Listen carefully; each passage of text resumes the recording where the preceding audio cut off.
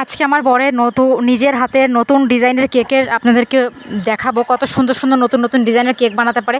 অনেকে কমেন্ট করে যাবো ভাইয়া কী কাজ করে, ভাইয়ার কাজের ব্লগ দেখাও, ভাইয়ার কাজের ব্লগ দেখাও।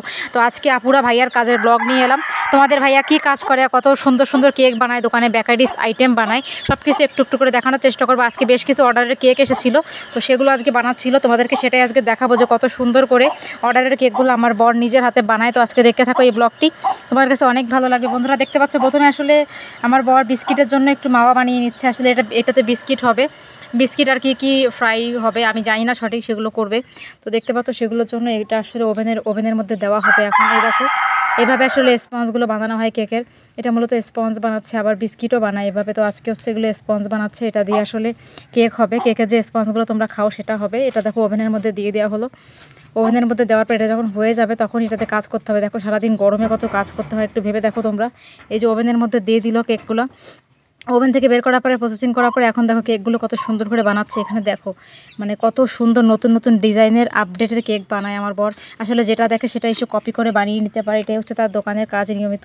তো করতে থাকে, তোমাদের সামনেও দেখানোর চেষ্টা করতেছিলাম যে তোমরাও দেখো যে কত সুন্দর সুন্দর কেক।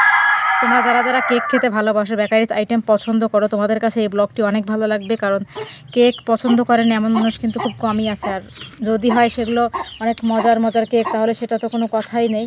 তো দেখতে পাচ্ছ তোমরা বন্ধুরা কত সুন্দর করে কেকগুলোকে সাজিয়ে রাখা হয়েছে। আর এখানে বিভিন্ন কালার দিয়ে দিয়ে কেকগুলোকে মিশ্রণ করে সুন্দর করে বানিয়ে নেওয়া হচ্ছে। দেখো বিভিন্ন কালার দিয়ে কেকগুলোকে আরও আকর্ষণীয় করে তোলা হচ্ছে। এভাবেই কিন্তু বিভিন্ন কালার দিয়ে কেকগুলোকে সুন্দর করে আকর্ষণীয় করা হয়।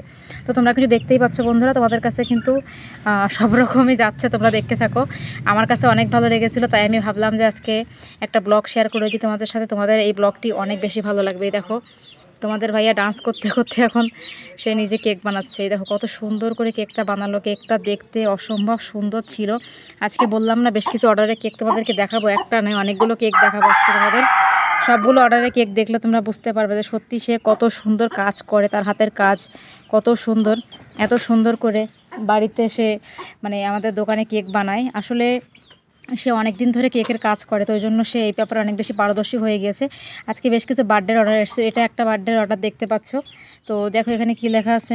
তো একটা বার্থডের কেক অলরেডি হলো, এখনও বেশ কিছু তৈরি করতে হবে। আজকে যেহেতু অনেক কাজের চাপ ছিল, এখন বাকিগুলোও তৈরি করা হচ্ছে, তোমরা দেখতে পাচ্ছ। এই দেখো এখানে কি কি করা হচ্ছে।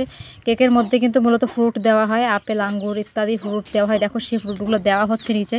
আমাদের কেকগুলো এই জন্য খেতে মজা, কারণ আমরা আসলে কেকের মধ্যে অনেক বেশি ফ্রুট ইউজ করি।